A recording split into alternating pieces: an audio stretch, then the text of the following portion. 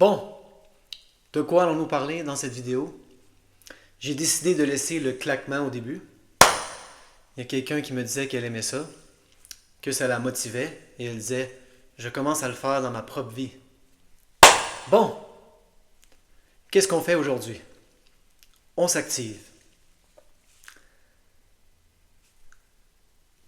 De quoi allons-nous parler dans cette vidéo? Nous allons parler des histoires de succès. C'est très important, les histoires de succès dans le reconditionnement de la douleur. Et d'après ce que je peux voir, il n'y en a pas assez en français. Vous n'avez pas accès à assez d'histoires de succès comparées en anglais. Il y en a, difficile de les compter, des centaines. Les histoires de succès sont cruciales dans le reconditionnement de la douleur. Plus on voit de gens pour qui ça fonctionne, plus notre subconscient se dit « ça fonctionne ». Et si ça a fonctionné pour eux, ça va fonctionner pour moi. Parce que si on est exposé à un échantillon petit de gens qui ont réussi, on peut se dire « Ah non, c'est des gens exceptionnels. Regarde, cette personne est comme ci, cette autre personne est comme ça. Moi, je ne suis pas comme ça. » Et plus on est exposé à des histoires de succès diversifiés, plus on voit que ça marche pour plein de types de personnalités différentes, plein de types de problèmes différents. Et c'est une des choses les plus convaincantes, j'ai remarqué, pour notre subconscient. Les histoires de succès. Et là, ce qui s'est passé, c'est que j'ai reçu 2 commentaires relativement récemment, extrêmement positifs. La première fois que c'est arrivé, c'est dans la vidéo « La vulnérabilité ». Je ne sais pas si c'est parce que j'ai décidé d'être vulnérable justement dans la vidéo que la personne a décidé de s'ouvrir et d'être vulnérable elle aussi, ou eux aussi, comme on va le voir. Mais vous ne pouvez pas vous imaginer l'effet que ça m'a fait de lire ce commentaire que je vais lire. Si c'était un courriel, je ne l'aurais pas nécessairement lu sans la permission, mais étant donné que c'est un commentaire, comme ça, ouvert, je vais le relire. Et il y en a eu un autre aussi dans la dernière vidéo, et je vais le lire aussi. La première fois que j'ai lu un commentaire de ce genre, j'ai pleuré. Et la personne, vous allez voir, a dit « mission accomplie ». Quand j'ai commencé la chaîne, j'ai dit « ma mission, c'est d'aider une personne ».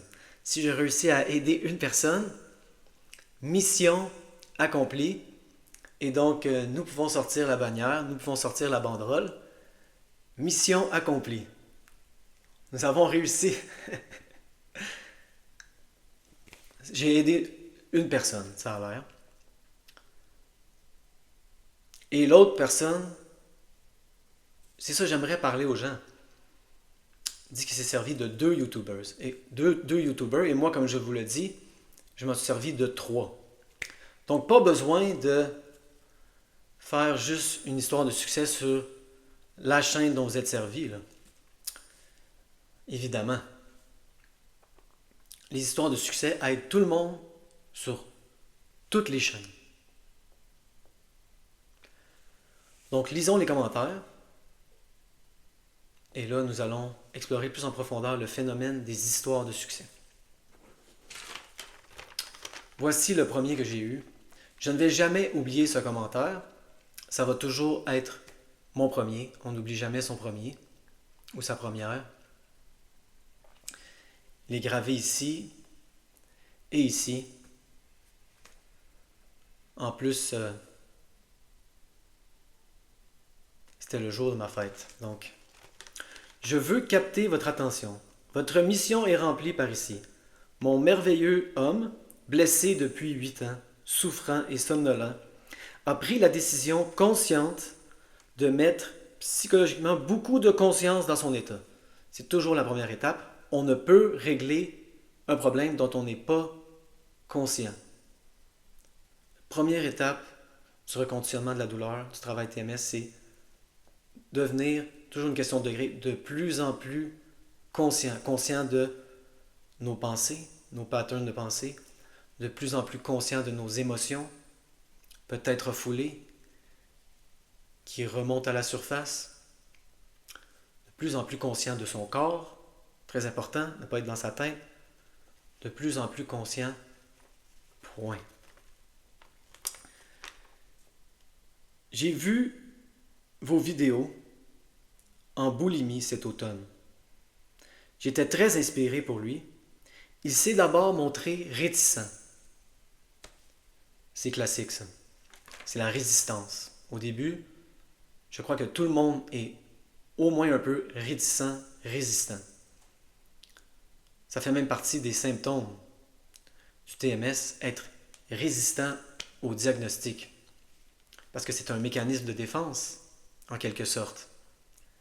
Et donc, accepter sur le champ, ça veut dire que le mécanisme de défense ne ferait pas son travail. Mais évidemment, tout le monde est différent, on va explorer ça, et il y a des mécanismes de défense qui sont activés à différents degrés.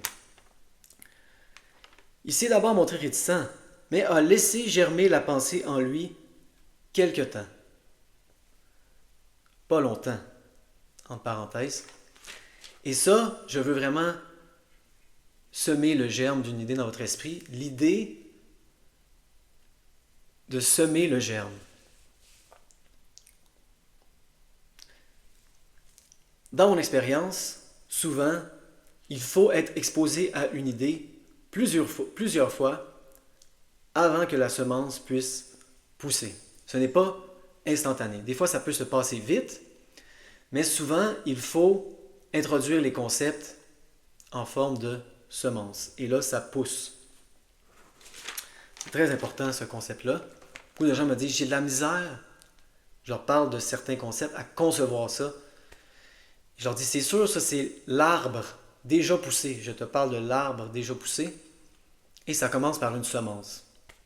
Mais il faut faire le premier pas, c'est-à-dire semer la graine. Des fois, je sens la personne sème la graine. Et là, on attend. Ce n'est qu'une question de temps. Mais des fois, je sens que la résistance, c'est que non, je ne suis pas capable de concevoir l'arbre déjà poussé. Donc, je ne sème pas la graine.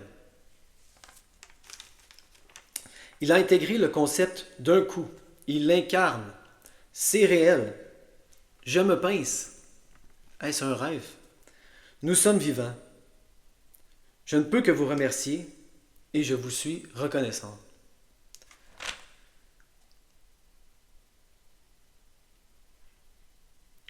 Quand j'ai lu ce message-là pour la première fois, ça m'a fait un effet énorme. Et là, j'ai reçu un deuxième commentaire du genre et l'effet était tout aussi puissant. J'espère ne jamais m'habituer à ce sentiment. En même temps, si je m'habituais, ça serait un bon signe, parce qu'il y en aurait énormément. Ah, un autre commentaire de succès. Quoi de nouveau? Il y en a 5-6 par jour. Ça serait peut-être bon, mais en même temps, j'espère ne jamais m'habituer. Ça m'a vraiment rempli de joie. Lire ce deuxième commentaire que je m'empresse de vous lire sur le champ. Merci pour cette vidéo. Je me suis identifié complètement à tout ce qui est dit dans cette vidéo. Voilà presque 1 an que je vous suis, ainsi que Dan Buglio. On va en parler, très important. Vous avez changé ma vie. Vos vidéos sont un médicament sans effet secondaire. J'ai repris une vie normale. Je nage 2 fois par semaine. Je ne l'ai pas encore faite, mais ça va être la miniature. 2 fois par semaine. J'ai repris mes loisirs créatifs.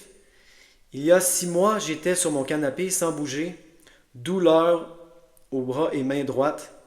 Même marcher me faisait mal. C'était dû au balancement de mon bras. J'ai eu 7 ans de douleur. 7 ans en enfer dû à un syndrome douloureux régional complexe, spontané après un choc psychologique. Ça peut toujours aider. On ne peut pas penser que c'est structurel. Diagnostiqué en 2017 par une scintigraphie. Je n'ai aucune idée c'est quoi. Je vous suis reconnaissante pour toutes ces vidéos qui sauvent la vie des gens. Encore, merci. De rien, c'est mon plaisir. C'est vraiment mon plaisir. Mais des fois, je dois vous admettre que, comme tout dans la vie, c'est un peu une montagne russe. Ça monte, ça descend, il y a des vagues. Des fois, comme quand je reçois des commentaires comme ça, je suis vraiment sur un high, je suis sur une vague. Des fois, la vague s'écrase, j'ai beaucoup de doutes. Est-ce que ça fonctionne? Qu'est-ce qui se passe? Évidemment, c'est ça, le travail en général, pas seulement du reconditionnement de la douleur, mais lorsque vous allez avoir reconditionné votre douleur, de la vie en général. Les doutes vont continuer, évidemment. Donc, dans cette vidéo, je voudrais vous inviter, si vous êtes une histoire de succès, à faire une vidéo avec moi, comme il y en a tant en anglais. Je ne sais pas encore comment faire, mais je vais apprendre comment faire. Je vais essayer de trouver en tout cas une façon gratuite. J'essaie de tout faire gratuitement pour le moment. C'est pour ça d'ailleurs qu'il y a ce petit signe comme ça dans le coin de l'écran parce que j'utilise un logiciel, une application gratuite pour faire le montage de la vidéo. Et donc je vais apprendre sur le tas comme ça. Je ne sais pas encore comment faire. Et ça serait bien d'avoir des histoires de succès pour la chaîne. Donc brièvement, nous allons adresser les histoires de succès. Pourquoi sont-elles importantes? Premièrement, on pourrait adresser le fait qu'elles sont difficiles pour certaines personnes. C'est un commentaire qu'on entend souvent. C'est un commentaire que j'ai lu dans les commentaires et c'est quelque chose que les gens m'ont dit en personne. C'est difficile parfois écouter les histoires de succès parce que les gens parlent de leurs symptômes et ça les active.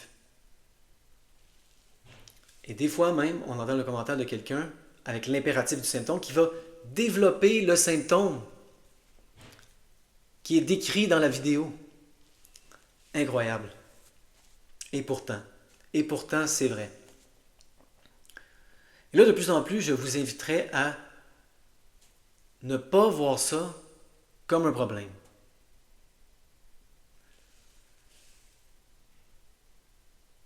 Il y a des contradictions, parfois dans le reconditionnement de la douleur, ou des nuances peu subtiles, des gens qui disent des choses qui peuvent à prime abord sembler contradictoires, mais lorsque les gens sont d'accord, on va en profiter. Je crois que tout le monde est d'accord pour dire, dans le reconditionnement de la douleur, qu'il faut déclencher des symptômes. Le seul débat, c'est sur le degré de symptômes qu'on déclenche. Il y en a qui disent, allez-y graduellement. C'est ça que j'ai fait, et là j'ai stagné, et là j'ai pris l'approche plus extrême. On y va, on saute dans la piscine, plus de graduel. Donc ça peut être un débat un peu. À quel degré on déclenche les symptômes? Certains vont vous dire, ne déclenchez pas des 8 et des 9, c'est trop.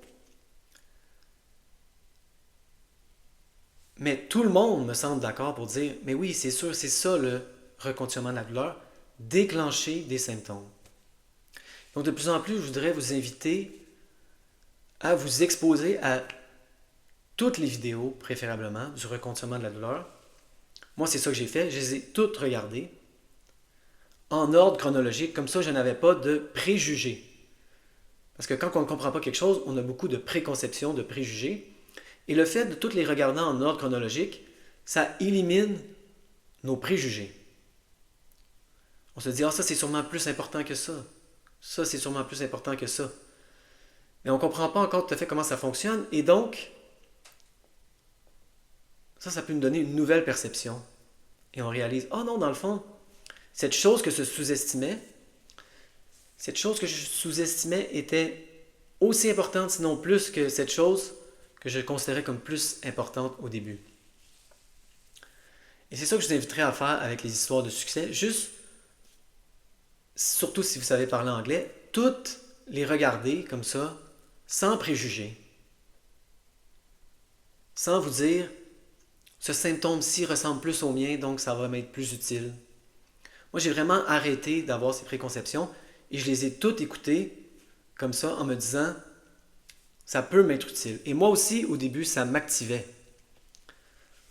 Parfois, les gens parlaient de leurs symptômes et c'était difficile à entendre. Et s'activer, déclencher les symptômes, de plus en plus, je ne voyais plus ça comme un problème. Il va falloir éventuellement que vous soyez capable d'entendre des gens parler de leurs symptômes sans en déclencher. Et la façon de faire ça, c'est de s'exposer à votre rythme, c'est ça, soit graduellement ou de façon plus intense, dépendamment de votre choix, mais de s'exposer peu à peu. Commencez à, si on prend cet exemple, qui s'applique au jogging, mais qui s'applique aux histoires de succès également, même si ça vous active, on s'expose de plus en plus, graduellement. Je ne sais pas si vous avez remarqué, mais les vidéos sont de plus en plus longues. Je vais adresser ça dans une autre vidéo. Pourquoi? Parce que j'essaie d'apporter le plus de nuances possible. Donc la personne disait qu'elle avait été aidée énormément par Dan Buglio également. Et lui, vous voyez, il essaie de simplifier le plus possible. Et moi, on dirait de plus en plus, j'essaie de complexifier, d'apporter des nuances, des degrés de variation, des degrés de gris entre le noir et le blanc. Parce que, je l'observe, moi, c'est ça que j'ai trouvé rassurant. Donc, moi, j'ai fait 2 histoires de succès. Une avec Jim Prusak qui dure 1 heure. Et lorsque j'ai fait mon histoire de succès avec Tanner Murtaugh, il m'a dit « Non, non, moi j'aime pas ça quand ça dure 1 heure, je veux que ça dure moins longtemps, environ 1 demi-heure. » Il dit « Sinon, on dirait que plus c'est long, moins de gens cliquent dessus. » Et moi, je ne suis pas vraiment là-dedans. Je ne sais pas si vous avez remarqué, je ne suis pas vraiment dans les clics, le nombre de clics. Je ne demande jamais à personne de s'abonner à ma chaîne. Ça m'irrite incroyablement quand les gens font ça sur YouTube.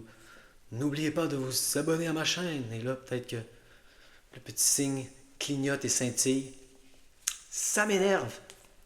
Et comme je l'ai dit, moi, au début, mon but était d'aider une seule personne. Donc ça, c'est accompli. C'est ça qu'on fait dans le reconditionnement de la valeur. Quel est mon but? On commence facile. Je veux aider une seule personne. Apparemment, c'est fait. Ça y est. Hourra! Est-ce qu'on s'assoit sur nos lauriers? Non. Sans aller sur ce que j'appelle le tapis roulant du progrès, où on n'est jamais satisfait. On célèbre nos victoires. Quelqu'un va mieux. Quelqu'un s'est rétabli. Fantastique. Mais là, on continue. Hein? On se donne un objectif plus élevé. Aider 2 personnes? Peut-être. On passe de 1 à 2, et là, 2, c'est fait. Et là, dans mon expérience, c'est ça, une des personnes dit, c'est aller vite, ça peut être exponentiel. Peut-être là, on passe de 2 à 4, de 4 à 8. Moi, j'ai trouvé que le processus du reconditionnement de la douleur accélérait exponentiellement. Hein? Si tout le monde, j'espère, connaît le concept. Si on vous demande, veux-tu 1 million de dollars ou une seule scène ou 1 dollar qui multiplie exponentiellement, durant une certaine période de temps, vous voulez le 1 dollar qui se multiplie exponentiellement. Évidemment. Donc c'est ça le reconditionnement à la douleur. On commence graduel. 1, 2, 4, 8. Ça accélère. Ça augmente. Et donc, Tanner Murtaugh m'a demandé de faire une vidéo plus courte. Parce qu'il dit les gens cliquent moins dessus. Moi, ça ne m'intéresse pas. J'y vais pour la qualité, pas la quantité. Je ne veux pas plein de gens qui tombent là-dessus par hasard et comprennent à peine. Je veux des gens le plus possible dédiés. Surtout, la plupart des gens me découvrent à travers Alan Gordon. Et donc ça, j'adore. parce qu'ils ont déjà entamé le processus et ils sont justement dans qu'est-ce qu'on appelle un processus. Mais moi, j'aime beaucoup mieux mon entrevue avec Jim Prusak d'une heure comparée à celle de Tyler Murtaugh d'une demi-heure parce que il y a plus de nuances et plus de subtilité et c'est toujours rassurant, la nuance et la subtilité, pour moi en tout cas, et pour beaucoup de gens je crois. Parce qu'au début, quand on est exposé au TMS, ça peut avoir l'air d'être de la magie. Mais là, plus on zoome, plus on amplifie, plus on magnifie, plus on voit dans le détail, plus on voit, ok, non, c'est pas aussi simple que ça paraît lorsqu'on va dans les subtilités. Comme quand je vous fais mon graphique, par exemple. Ah, au début, je suis allé graduel, j'ai stagné, et là, boum, j'ai pris l'approche intense. C'était plus compliqué que ça, plus nuancé que ça, évidemment. Ce n'est pas linéaire. Des fois, je paniquais. Des fois, je réussissais à me rassurer calmement. Là, je retournais à la panique. Et là, je réussissais parfois à être indifférent. Ça, c'est un autre degré.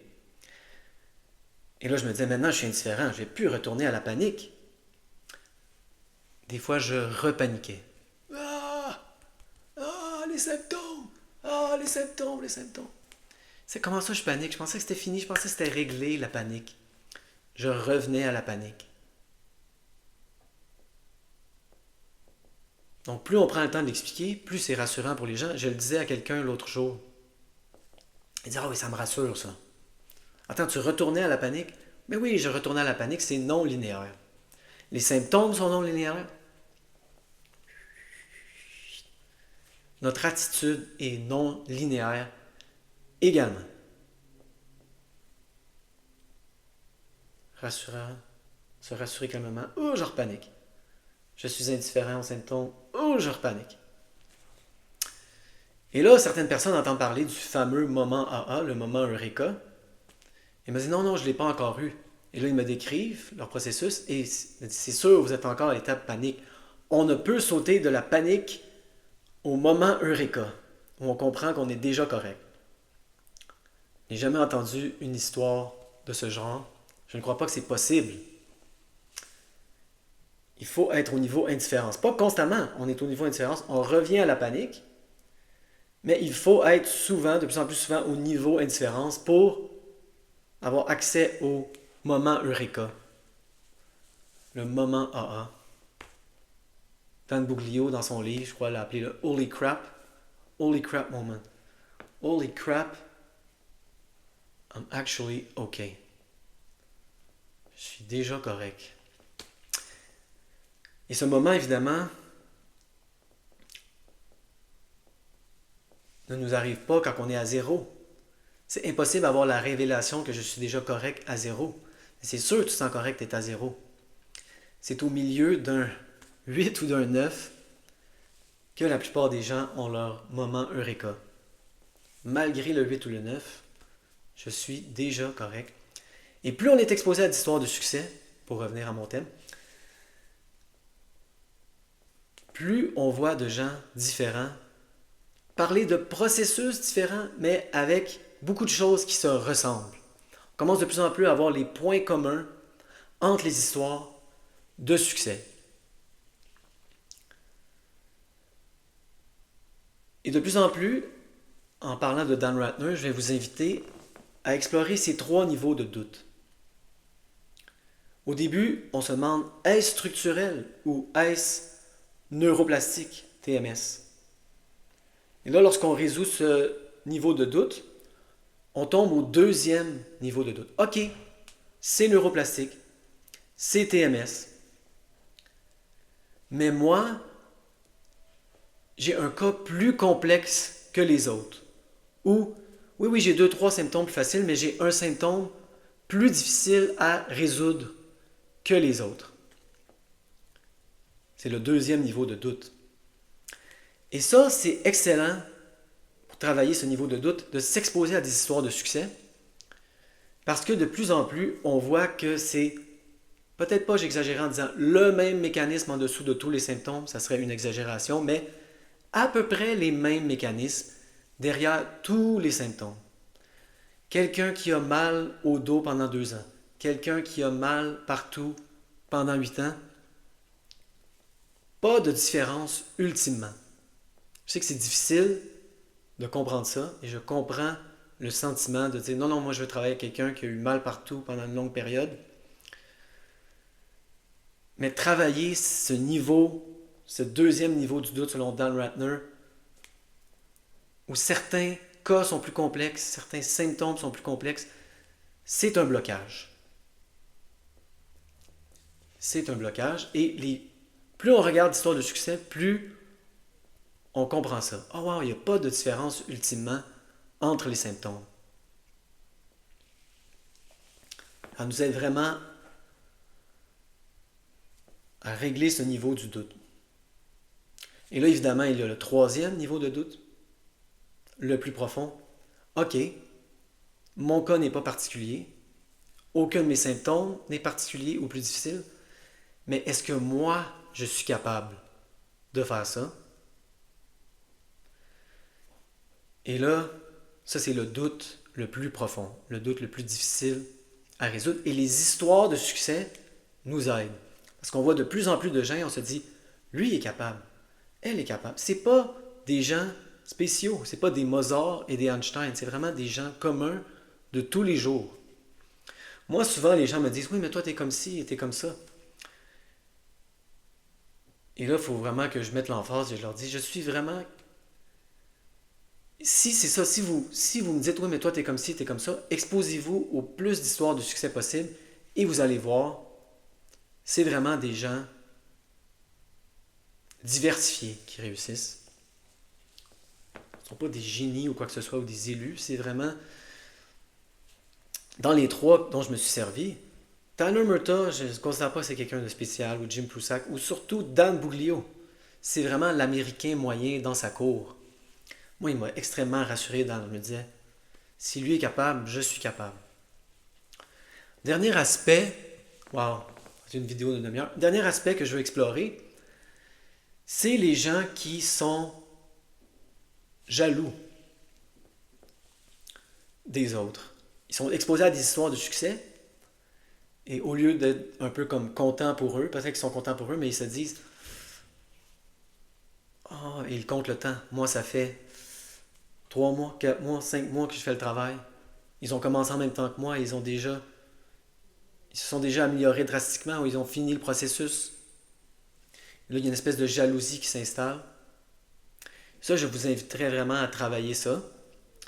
Et là, c'est là qu'on voit à quel point tout le monde est différent. Moi, je n'ai jamais eu ce phénomène-là en moi. Je n'ai jamais été jaloux de gens qui avaient des histoires de succès. Mais tout le monde est différent. C'est pour ça qu'il faut s'exposer au plus d'histoires de succès possible. Tout le monde est différent. Et il y a beaucoup de gens qui ont, j'essaie d'appeler ça un problème, mais ce phénomène de la jalousie. Et ça, je vous inviterais à de plus en plus voir que justement la douleur chronique nous pointe comme ça à des sphères de notre vie qui ont besoin de travail.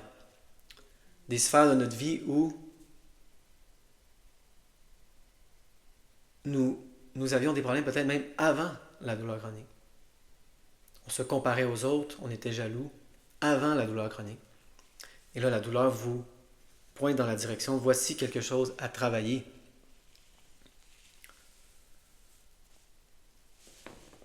Une demi-heure. J'espère que cette vidéo a été utile. Si vous êtes une histoire de succès, oui, définitivement, partagez-le dans un commentaire. Ça m'aide énormément. Et ça va aider les autres. Donc, communiquez avec moi et on pourrait essayer de faire une vidéo la plus longue possible, je dirais, pour apporter quoi? Pour apporter le plus de nuances possible. Faut pas que ça a l'air de la magie.